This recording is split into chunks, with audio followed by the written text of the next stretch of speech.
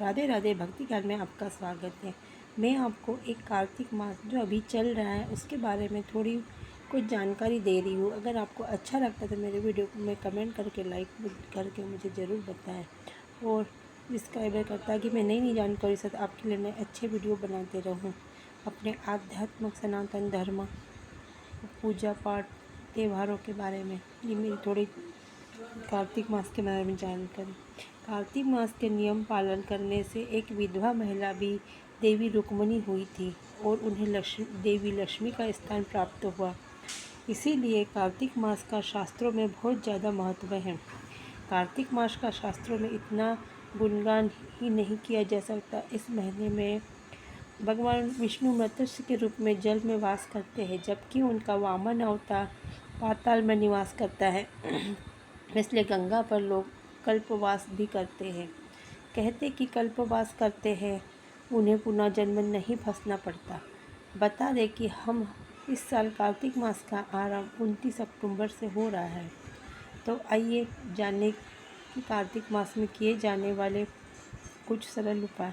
इसमें कुछ दानों का महत्व है, जैसे कि दीपदान। पहला, आप जो भी दिन दीपदान करते हैं मंदिरों में, नदियों में, भगवान विष्णु, माता लक्ष्मी, यमदेव, पीपल देव के समक्ष दीप जलाने से सभी प्रकार के संकटों से मुक्ति मिलती है। साथ ही घर में सुख शांति बनी रहती है।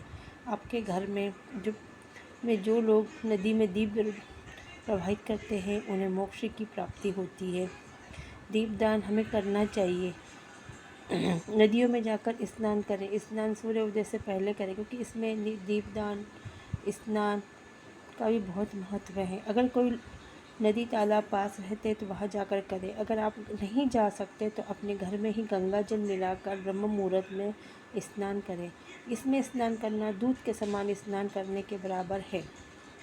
नदियों पे भी हमें दीपदान करना चाहिए। लक्ष्मी स्त्रोत का पाठ करना चाहिए। अष्टलक्ष्मी हो गया, कनकधारा स्त्रोत, विष्णु स्त्रोत का पाठ करें, विशेष फलदायी है। ऐसा करने से आपके देह त्याग के बाद उत्तम लोक का स्थान मिलता है। जब तक धरती पर रहते हैं समृद्धि और सुख प्राप्त होता है। आप गीता का भी पाठ कर सकते हैं। नियमों का पालन करने वाले को पुनः जन्म लेते हैं तो उन्हें उत्तम कुल परिवार में स्थान मिलता है। सुख में जीवन जीते, सुखी जीवन जीते हैं। हमारे कर्म ही हमें अपने कर्मों से ही हमें अपने फल मिलता है। तुलसी जी के पूजा का भी कार्तिक महीने में बहुत महत्व है, क्योंकि इस महीने में तुलसी का विवाह तुलसी में दूध मिलाकर जल दे। कार्तिक मास में सुबह शाम तुलसी की जड़ में दूध मिलाकर देना चाहिए। इसके आसपास सफाई रखनी चाहिए। सुबह शाम घी का दीपक जलाए। भगवान विष्णु को जो भी भोग लगाए उसमें तुलसी का पत्ता जरूर रखें।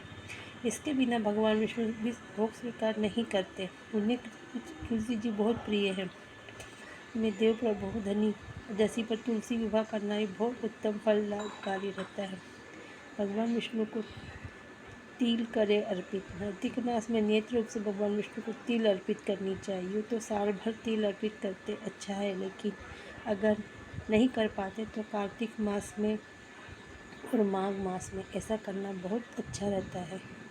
ऐसा करने से जाने अनजाने में किए गए पापों से मुक्ति मिलती है और सद्गति प्राप्ति होती है। आप तुलसी जी के, लक्ष्मी जी के पास भी तिल का दीपक जला सकते हैं। तुलसी में मिट्टी से करें उपाय। कार्तिक मास में नियम से तुलसी को जल देते हैं या उसकी पूजा करते हैं तो तुलसी की मिट्टी को लेकर तिलक करने से मनुष्य के पापों का क्षय होता है और विवेक बुद्धि का विकास होता है। कार्तिक मास में अन्न दान करें।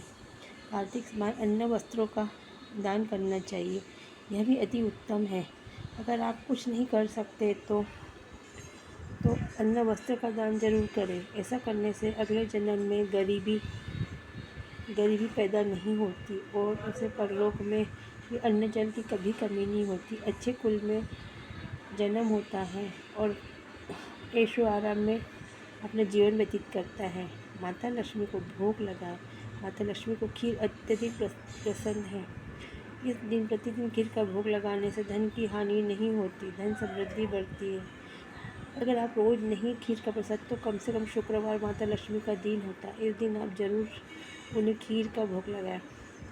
विशेष पूजा, तुलसी पूजा करें। इस माह में तुलसी पूजा का सेवा करना बहुत ही ज़्यादा महत्व है। कार्तिक माह में तुलसी का महत्व कई गुना माना गया है। तुलसी की पूजा भगवान शालिग्राम के साथ उनका विवाह किया जाता है, इसी करना चाहिए। इससे भी सभी तरह के रोग शोक मिट जाते हैं और जीवन में सुख शांति बढ़ती है। कार्तिक मास की कार्तिक प्रबोधनी एकादशी पर तुलसी विवाह भी होता है और माता तुलसी का विवाह हर किसी को करना चाहिए अपने घर में। सूर्य को अर्घ्य देना चाहिए। इस माह में सूर्य समय के सूर्य को अर्घ्य देना चाहिए। सभी तरह के दोष को दूर होता है।